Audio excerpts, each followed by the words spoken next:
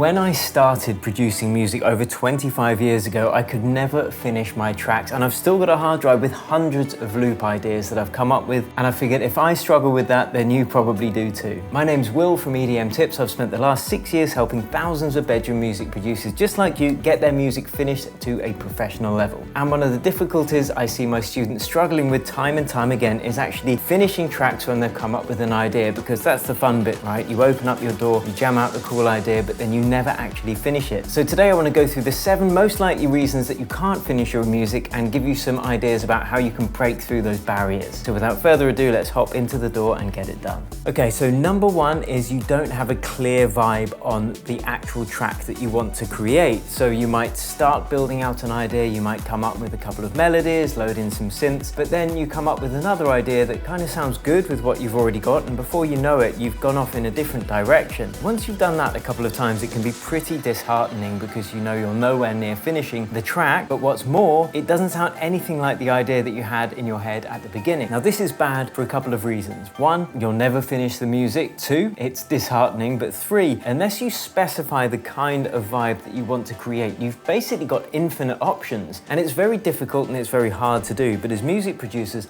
we need to cut out as many ideas or more ideas than the ones that we come up with. Now, if you come up with something that works with what you've already created, but it's not in that particular style or vibe, you don't have to completely trash it. You can just save it as a separate project and come back to it another day. But you can't cram every single good idea into each track, because you'll just end up with a washed out nothingness that doesn't really have much character. But the good news is, once you do start cutting out some of those ideas or saving them into other projects, you start to develop a distinct style for each track you're creating, and you can use reference tracks for this. So what I do is have an inspiration playlist, and whenever I start a new track, I bring in 3 or 4 different tracks into that playlist that's already been released from professional music producers that I think have got a certain vibe that I want to impart into my music. And I can use those as reference points to work out what I should be including in my track and what perhaps I could be saving for another day. So that's the first problem I see people coming up with, and the solution for it. Number 2 is when you get stuck in a loop. Now I know that you know what this is like.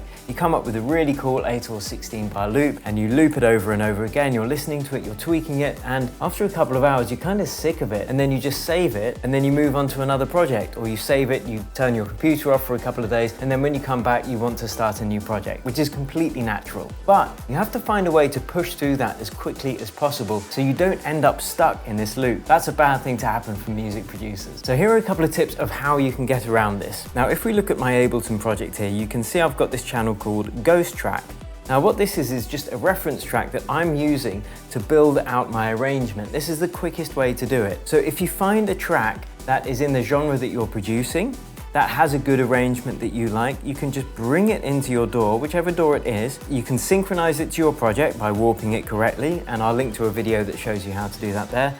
And then you can start building out your track using this Ghost Track as a template. Now some people feel like that's copying, but when it comes to track arrangement, there aren't that many different arrangements that you can have that really work well. So you may as well stand on the shoulder of giants. Your tune is not going to end up sounding like your reference track. You're just using the build-ups in the same place, the breaks in the same place, the drops in the same place, and that's the fastest way that you can get out of being stuck in that loop. So the next problem I see people struggling with when it comes to finishing their music is because they're not organized.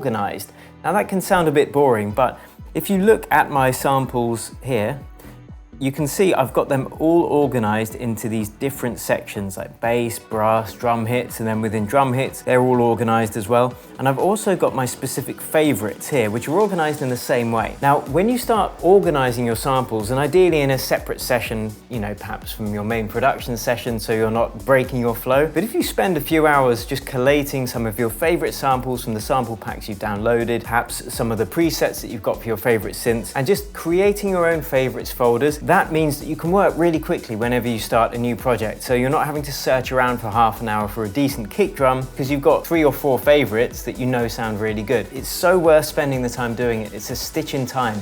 If you spend 2 hours organizing your sample library, it's going to save you tens of hours over a year. Probably hundreds of hours over the course of a few years. So being organized is really important if you want to work quickly. Now, another way to get organized is to have a DAW template. So if I load up a new DAW project like so, I've already got a few things set up just the way I like them, which means I can work quickly. This isn't so useful for perhaps finishing tracks, but anything you can do to speed up the entire workflow of production means that you're gonna finish your music quicker as well. So number 3 is being organized. Please do spend that time to organize your samples, organize your presets. Cool. Okay, on to the next thing. Number 4 is that you overcomplicate things. Now this is very easy to do, and if you look at the, what's it called?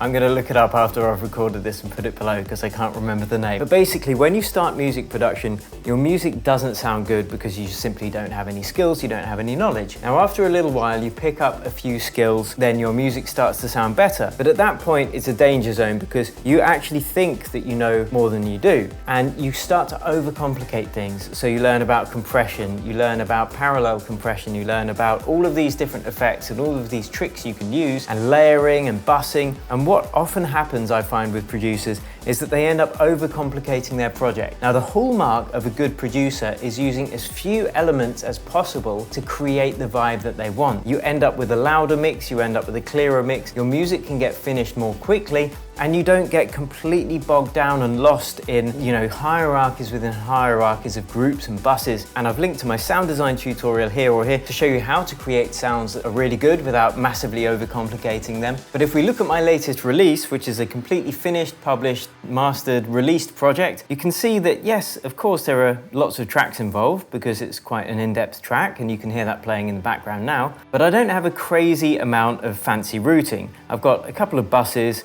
and I don't have that many tracks. Some producers that I see and that come to work with me might have 90 or 100 tracks in a project, and they could create a better project with 30 tracks. Bear in mind, the more advanced routing that I've done in this track happened really late in the process when it was already arranged. It was pretty much finished. So I keep it simple and I recommend you do the same. Don't go really in depth with crazy automations and routing until you need to. And that should be really quite near the end of when you're finishing your track. Keep it simple for as long as possible. And this leads me on to number 5, which is perfectionism. Quite often producers will get stuck on their 8-bar loop and they'll keep looping it round until it sounds perfect. But the truth of the matter is you might not even have the skills to sound perfect quite yet. And at the beginning of your production career, especially in the first year, being able to finish tracks and then move on to the next one is far more advantageous than just focusing on one track for 6 months and trying to get it sound perfect. Because let me give you a clue, you're not going to make it sound perfect because it's your first track. So if you create, say, 10 tracks in a year or 20 tracks in a year, that's 20 bass lines you've written, 20 melodies you've written, 20 mix downs that you've done, 20 masters that you've done, and each time you're going to be getting better and better. If you fixate on one track because you think it's an absolute winner for 6 months, a couple of things are going to happen. 1, that track's never going to sound amazing. 2, you're more likely to get disheartened and give up music production if you do that. So don't worry about being a perfectionist, not at the beginning. There's an American guy called Ira Glass who wrote something called The Gap, and in a nutshell, it explains this exactly, this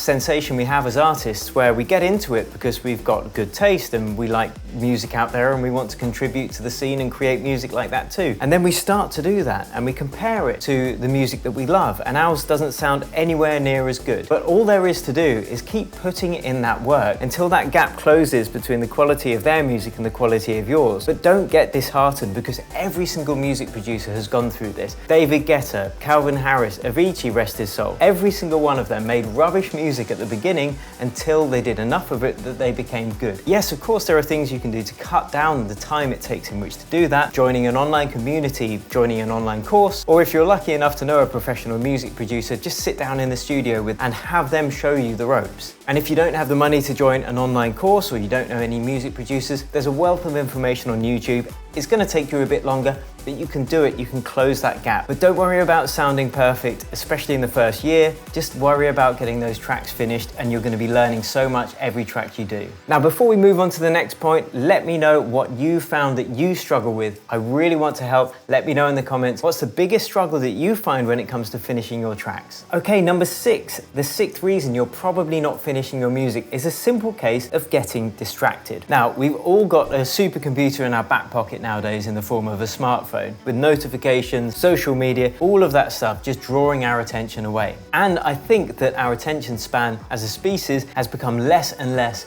over the years since this technology has been introduced. Now, it's our responsibility to cut away these distractions, and there are a few practical tips that I use that you could try using as well. So one is I book in time for my production sessions. I book it into the calendar as I would for a job or any other important appointment. And once it's locked in, I don't break it for anybody. Kind of like Scarface. And I don't break them for no one. He's only got two things in these worlds, and I'm sure one of them's his calendar for music production, and he doesn't break it for anybody. And once that's locked in, you can have a plan for each session, and you can remove distractions from your environment. So earlier we talked about the organization session. You could have that locked into your calendar, perhaps 2 hours a week, organizing my samples, organizing my templates, organizing my reference tracks and inspiration playlists, things like that. Then you've got the big boys, perhaps 4 hours twice a week where you are just producing. And that's all you're gonna do in those sessions. And then when you go into whichever room that you can do your production in, leave your phone turned off. Leave it turned off and left outside the room. Don't be tempted by it. Try and turn off your notifications on your computer.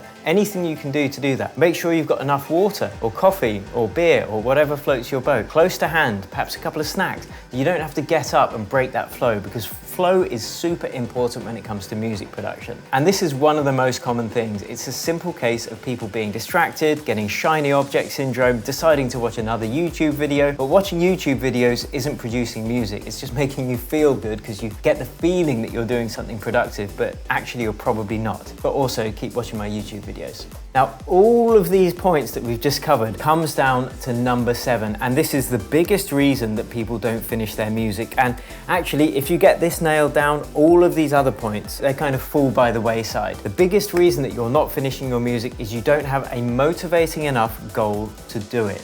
You don't have a motivating enough goal to inspire you to actually do it. Now, if you've got a fire goal, one that really gets your belly going, like I want to be released on such and such label, or I want to play such and such festival in 2 years or 3 years. If you've got that goal written down and it means something to you personally, no one else, just be honest with yourself. What do you want to achieve and why do you want to write music? Be completely honest. And then keep that close by to you. Keep it on a post-it note in the studio. Keep it on a piece of paper or a PDF on your desktop. But when you've got a strong enough motivator to actually finish your music, for me, deadlines work really well. If I'm releasing on a label or I've got a studio partner who's relying on me, having an external factor to make me finish the music by when I say I'm going to finish it is the thing that works for me. I know that because I don't have much self-discipline. But until you have those external factors like record labels and release dates and things like that, or a team that's relying on you, it's up to you to find that motivating goal within you that you can always think about when you're struggling with your music. How am I ever going to play alongside David Guetta if I don't finish this track? Boom, right. I'm going to get that reference track in. I'm going to use these tips that Will has already told me.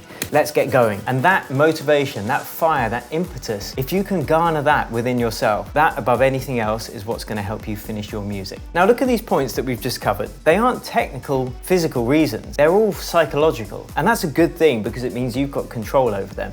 If it's external things like, oh, I need this expensive piece of kit to finish the music, you know, that becomes a bit hard. But all of this is within your power. However, we're all human and we will need support sometimes. And that's exactly why I created the Music Production Accelerator. We've got a supportive community of music producers and professional music producers like myself to give feedback, to give accountability, to give support, because we all fumble the ball sometimes, we all get disheartened, but we are there to help you on your music production journey. So if that sounds interesting to you, you can click the link below to check it out. Now personally, when I ever have these mental blocks, I've developed a 10-step system, questions I ask myself, like a self-assessment, if you will, which often helps me get past these blocks as to why I'm not finishing music. So I've linked to a video there or there, and if you check it out, you might find it useful too. Thanks so much for watching, guys. I hope you've enjoyed this video. I hope you found it useful. And if you did enjoy it, please consider subscribing to my channel because it really helps me out, and click the like button if you enjoyed it. Thank you so much again for watching, and I'll catch you next time. Until then, cheers and happy producing.